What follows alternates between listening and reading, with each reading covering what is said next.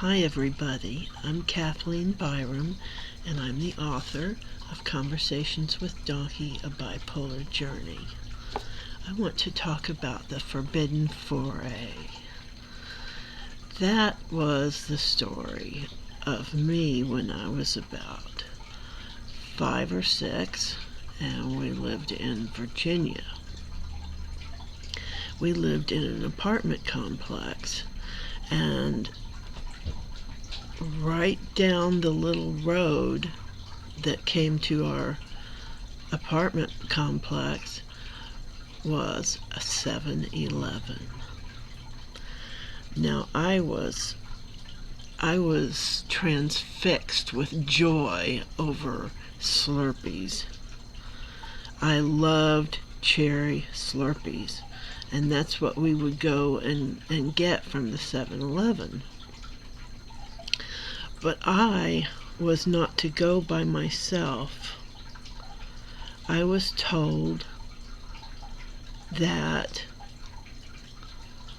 there were men working on the road and that my mother didn't want me going down that road. Well, I think she probably made it sound like there was a reason that she didn't want me to go down, and it wasn't the correct reason. I went with what she told me, not what was in her heart. I went through the woods right next to where the men were working. Let me back up and tell you what happened. My mother came to me in distress. I don't know if it was distress or just with a great purpose, and told me that she would give me $5 if I would hurry up and clean my room real quick.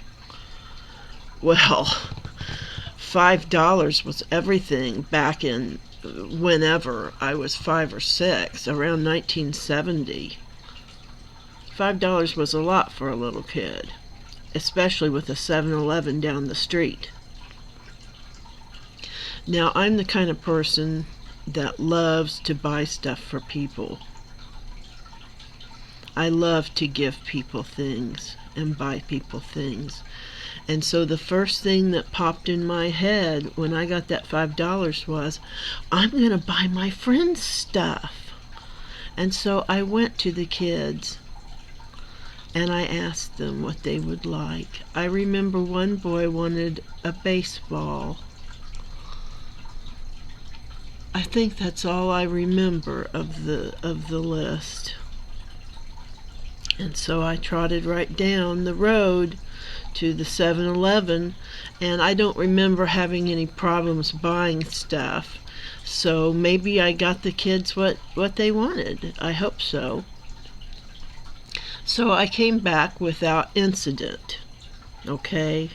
Nothing happened to me in the woods. I brought this stuff back, and at some point my mother asked me about it, and I told her that I had gotten it at the 7-Eleven, and I'm sure she wanted to know why I went down to the 7-Eleven when she told me not to go down that road. And I said, "Don't worry, Mommy, I took the woods."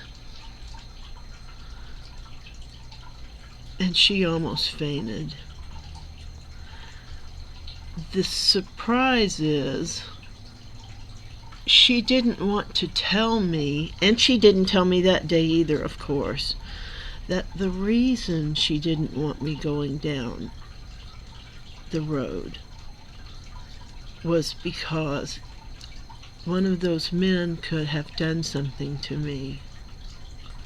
So I went through the woods where it would have been even easier for them to come in and get me. She was horrified.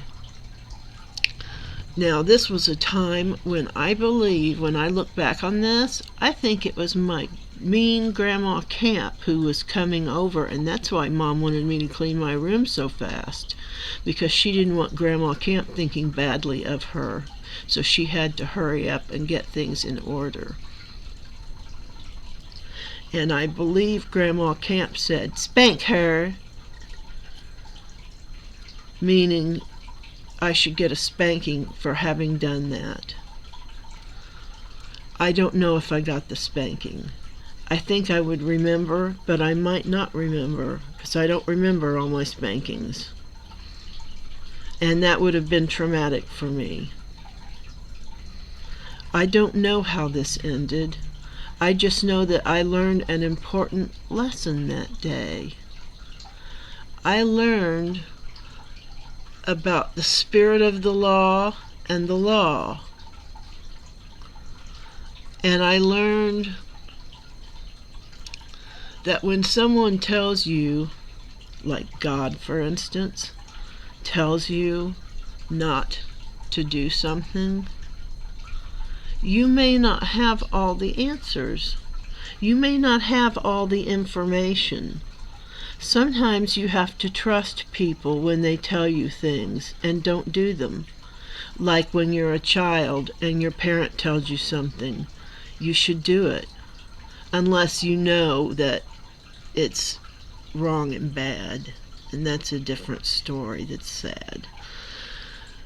But yeah, I think that's the lesson of this story, is that